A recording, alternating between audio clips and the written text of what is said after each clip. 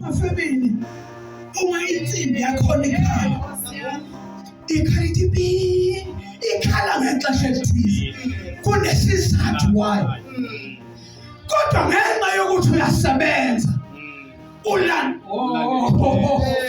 ulandela ixesha kusho ukuthi wena sewulandela yonke imiyalo yalo muntu noma ngabe athina ama-terms and conditions.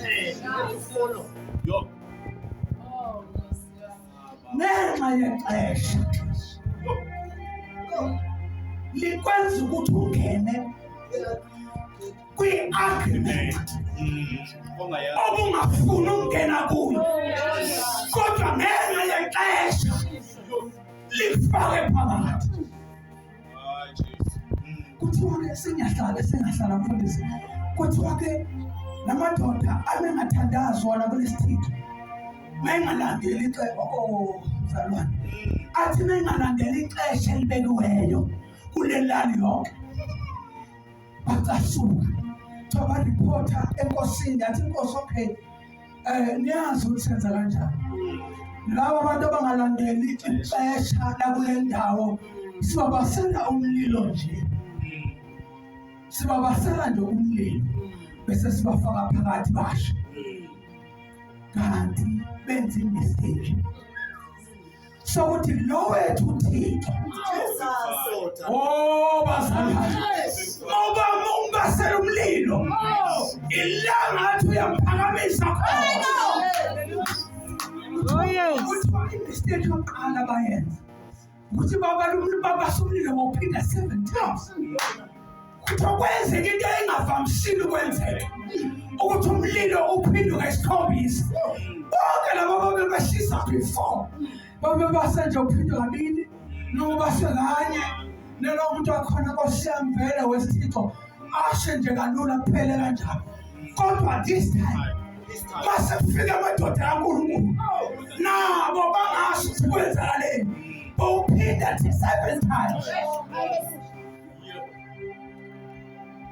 Kuthiwa basebebamba bathathe la madoda bawafaka lo-7. Bawafaka u-7.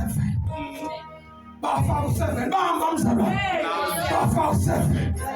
Bathathe amadoda kaNkulunkulu bawafaka u-7. Next week is your 7. Hallelujah. Jesus. Next week is your 7. Bathathe amadoda bawafaka u-7. Kanti benza imistake enkulu. Kuthiwa kwathi bakufaka la madoda ngoba khona amadoda akhethwayo ukuthi okuwewona wafakayo. Kuthiwa ngendlela umlilo wawunamandla kakhona, athi la madoda abafakayo ethi ayasondela umlilo wathatha kuthi. Lalela, kunabantu ababasela umlilo kanti kuzongena bona. Inkinga bazi ukuthi babasele bani, bayabasa bese kuzongena bona. Thulubheke wena, athi la madoda thina into siyaziyo ukuthi uNkulunkulu wethu esimkhonzayo unamandla amamphakatheni okwenza konke kusengenzeka, angasikhiphi kulo mlilo kodwa kuyosala kwazeka.